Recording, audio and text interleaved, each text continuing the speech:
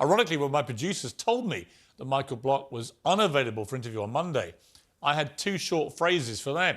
Why not? Don't quit.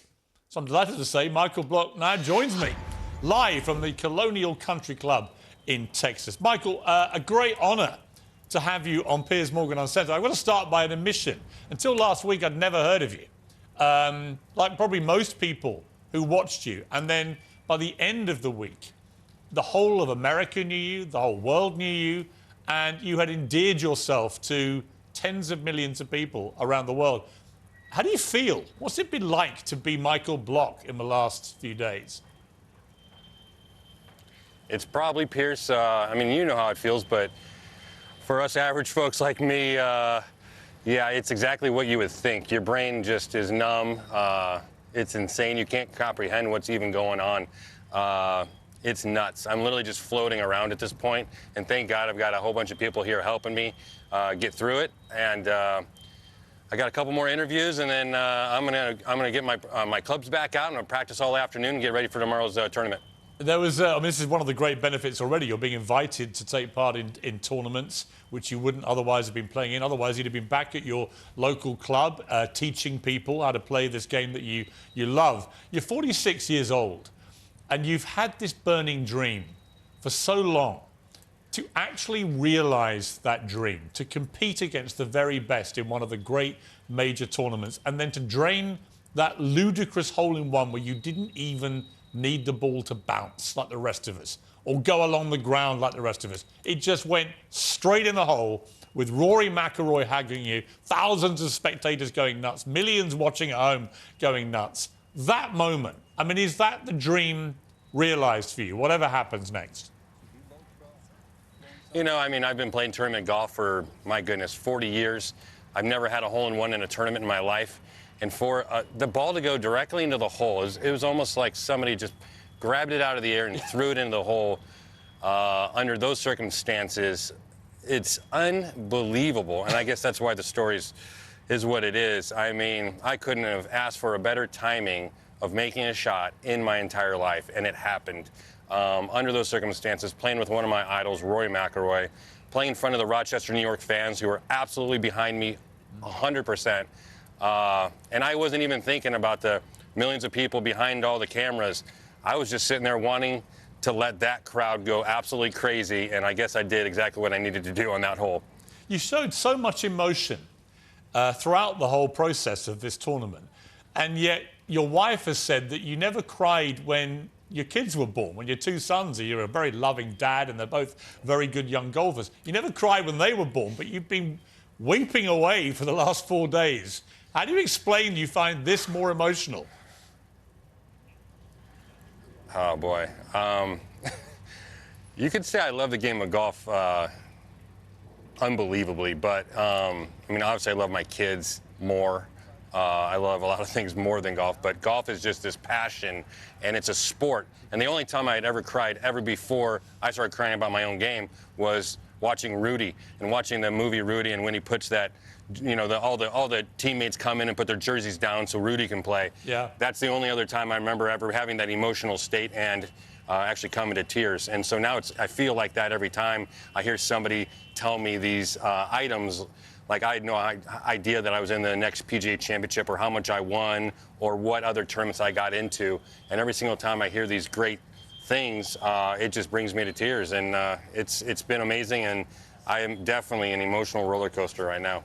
I mean, one of the most extraordinary of all the remarkable moments you've had is that you got, I think, 3,000 or 4,000 text messages, and you were told by somebody from Nike, look, you better check them, because in the middle of them is one from Michael Jordan, who'd seen you were wearing a pair of his sneakers. Have you found that text, and what did he say to you? The second that I got the word, I go, you what? I go, Michael texted me. I'm like, I didn't see it. And they're like, you're kidding me. I'm like, no. And so I just started scrolling and scrolling, and I've literally thousands upon thousands of texts, and half of them don't have a name. Yeah. And I definitely didn't have his name in my contacts. So I kept on scrolling, finally found it.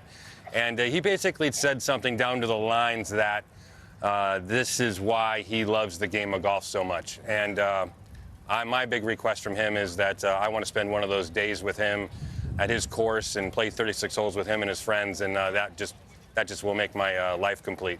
I mean, Michael Jordan, it's for many the greatest athlete to ever play any sport. To be taking time out of his life to text you, Michael Block, that's a remarkable thing, right? I don't think, outside of my friends and family, nobody ever texted me out before last week. So, yeah, having Michael Jordan and all the other texts I've had since then, it's ridiculously fun and exciting and very, very surreal. What does your wife say about this? I mean, she's been, they say behind every great man is a greater woman. She's lived this dream with you, I guess, vicariously through the good and bad, often bad, I guess, often tough, certainly. It's not easy to be a journeyman professional golfer. How important has she been to you? Unbelievable. She's been there for me all the way.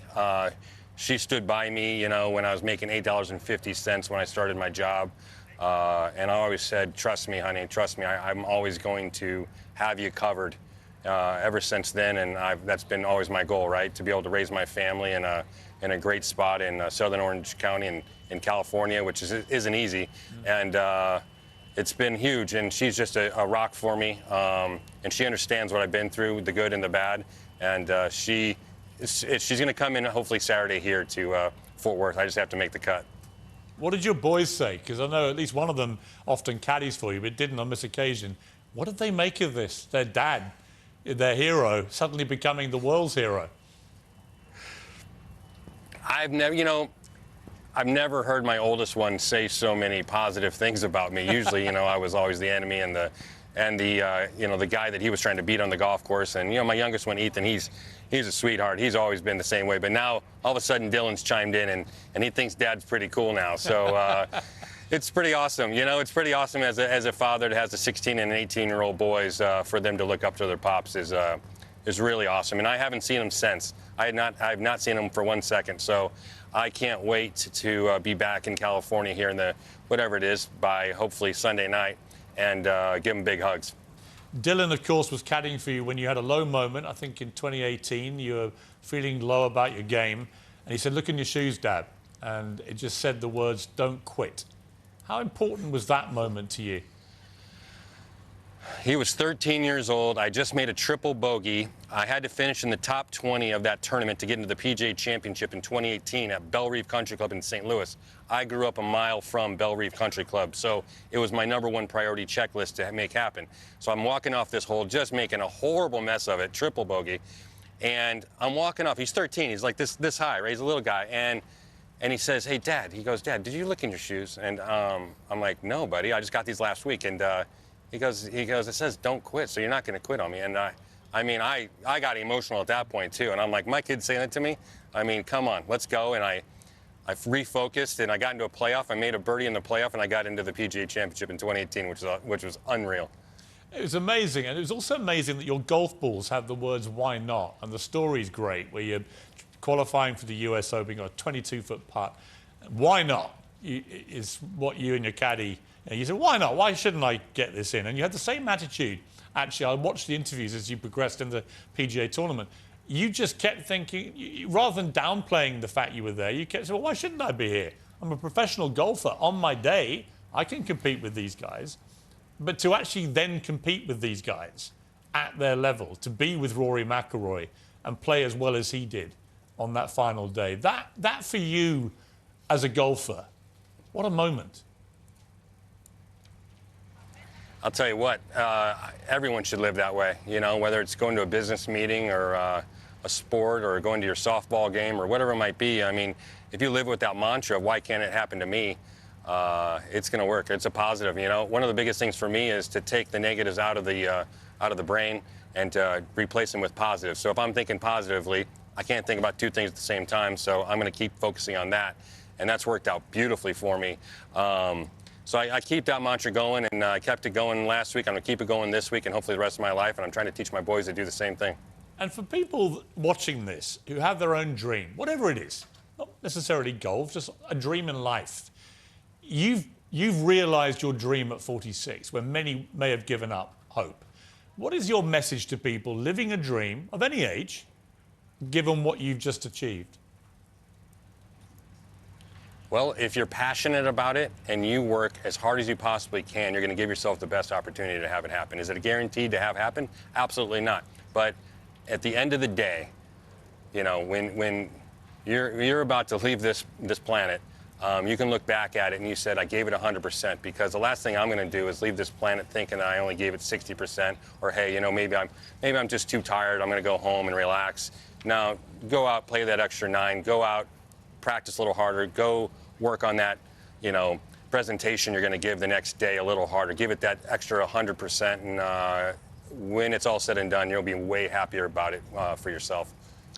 Finally, Michael, it's traditional, of course. Whoever gets a hole-in-one in golf buys everybody in the clubhouse a drink. And in fact, Brooks Koepka, who won the tournament, when he saw you, went, I hear the beers are on you, buddy, or words to that effect. When you go back to your club, will you be buying everybody in that clubhouse who are going nuts on your behalf, watching their pro take the PGA by storm? Are you going to go back and buy them all a drink?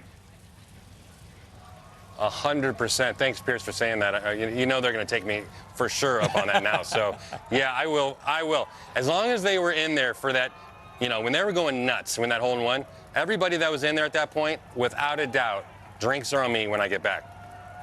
And just to clarify, the moment you knew you'd got that hole-in-one, better than sex, Michael?